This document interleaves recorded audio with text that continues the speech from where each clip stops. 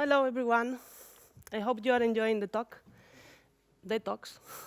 Aisha talked about passive house. Alejandro talked about net zero. Simon talked a great deal about sustainability. And, well, for those that you don't know me, my name is Mirian Calvo. I am a participatory architect and urban planner. In this last talk, I'm going to unpack some challenges related to climate emergency regarding the transformation of our cities. And then I will talk and explore some participatory architectural practices that embrace principles of socially sustainable ways of living. So let's start. Since the Industrial Revolution, human activity has contributed significantly to increase 47% of CO2 emissions on the Earth's atmosphere. They has produced a metabolic disequilibrium. The level of CO2 emissions in the atmosphere, in addition to the capacity of this element to retain and store heat, is producing as well increase in the global temperature. This is creating drastic changes in our ecosystems, and it is arriving to the point in which we are calling the state of climate emergency.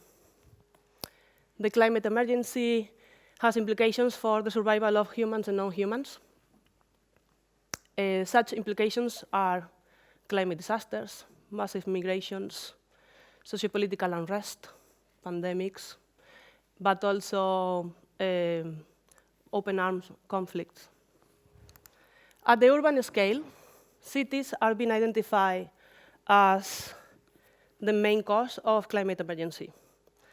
Cities all over the world are required to consume a large portion of energy supply, which at this point mainly is based on fossil fuels.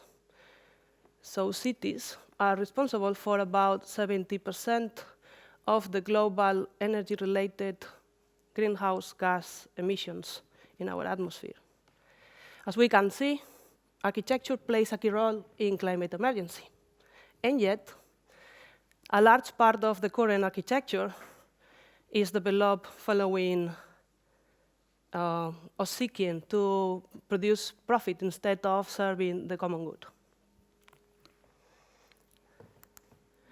This is generating an urbanization model that we call the sprawl city, where the density decreases as the footprint grows faster than the population. The city sprawl amplifies social inequalities. We can see in Paracópolis, in Sao Paulo, Brazil, a neighborhood, a slum, or as they call it, favela, and then a wealthy area. Obviously, this is generating inequalities in neighborhoods and between citizens, but at the same time, the climate disasters are impacting differently in all these areas. We have here an example in Guatemala. Because of the lack of solid waste, is generating floods of all the 4 rivers. And it's projected that in 10, 25 years, this city will lose a big percentage of the area because of the raising of the sea levels as well. And this is all related with human activity. So, climate emergency is a planetary concern, and the result of inadequate policies and lack of ecological agency of both natural and the built environment. It transcends the limitation of individual action, and it requires collaboration and interdisciplinary approaches capable of producing radical and novel architectural transformations. To tackle the increasing gap of social inequality and to overcome some of the related issues of the climate emergency, architects, we are required to be back to the public arena and to get engaged with the issues close to the hearts to the communities in their immediate surroundings. Participatory architecture is being identified or hailed as an alternative approach that enables, on the one hand, meet the demands of our field, and at the same time, to address some of the challenges related with the climate emergency. For instance, in Chihuahua, Mexico, with a climate that is semi-arid, the climate emergency is reflected by an increase in the extreme temperature changes. This is producing desertification, as well as an absence or a shortage of water supply, among other things. So this project, the Urban Spa project, brought together local communities, students of architecture, and also professionals to come together and run a series of co-design workshops in 2 weeks to co-design a new facility using an abandoned fountain in an urban park. They also self-built and participated in the construction in the 2nd week, and then they enjoy the facility. It was a temporary facility. With this activity that is small scale, if you want to call it, some people call it architectural acupuncture, the project did, on the one hand, reactivate an empty space that was not being used.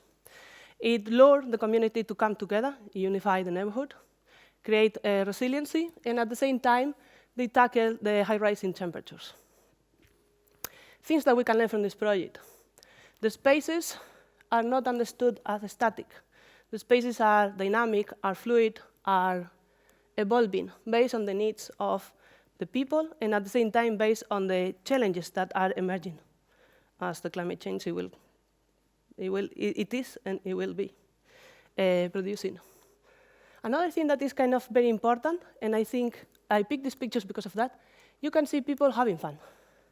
And this is kind of important when you are tackling terrifying issues. So I don't know if any of you read the report from the IPCC that was published on Monday. It was on the news. Terrifying. We cannot tackle the climate change with that mindset. We need to be fun, because fun leads to collective creativity, and collective creativity leads to social innovations. The next case brings us to one of the biggest slums in Europe, La Cañada Real in Madrid. What is happening in Madrid? How the climate emergency is affecting Madrid? Similar to the other areas, there is an extreme change in temperatures between summer and winter. This is producing, in the late years, an increase of intensifying snowstorms. So one of the things that I forgot to say is that La Cañada Real is a slum that right now has 4,000 people, above 4,000 people, that doesn't have access to electricity, because it's obviously a neighborhood that is not the best in Madrid. They don't have the best resources. They don't have the assets. And therefore, during those periods, people were brought to the limit of survival. So another participatory project that was ignited by the communities brought together ethnic groups and all the immigrants that were and are living in that space. And together, in 5 months, self-built community center to bring together and to overcome some of the deficiencies of the public services. This project was done thanks to the contribution of more than 1,200 people, of which 600 were children. And they also engaged with a penitentiary center. And they assemble the buildings, and they create a number of self-building workshops. And the good thing about this building that at the beginning it was meant to be temporary. It's still in place, in full operation. It's self-governed by the communities, and it became a hub for all these vulnerable people to pass the cold winters, because it integrates eco-friendly and autonomous electricity system. What we can learn from this? Again, people coming together, creating community building, more social cohesion, and at the same time, building resilient communities. These children learn how they can overcome issues, so they are in a state of readiness for the upcoming challenges. I'm going to finish. So, to sum up, climate emergency is a planetary concern. It does transcend the limitation of individual action. It requires collaboration, interdisciplinary approaches, and participatory architecture is a strong alternative that provides spaces to bring people together from different backgrounds and levels of expertise to create, co-create, and create synergies to bring social innovations. At the same time, it creates social cohesion and resilient communities. That is what we need if we want to come up with social innovations and envision better futures with the situation that we have related with our climate change. Another thing that I would like to say, and I finish with this, is like the participatory architecture, it also offers the opportunity for people to connect with their own sense of agency through participation in the transformation of their immediate surroundings. And I would like to finish with this quote.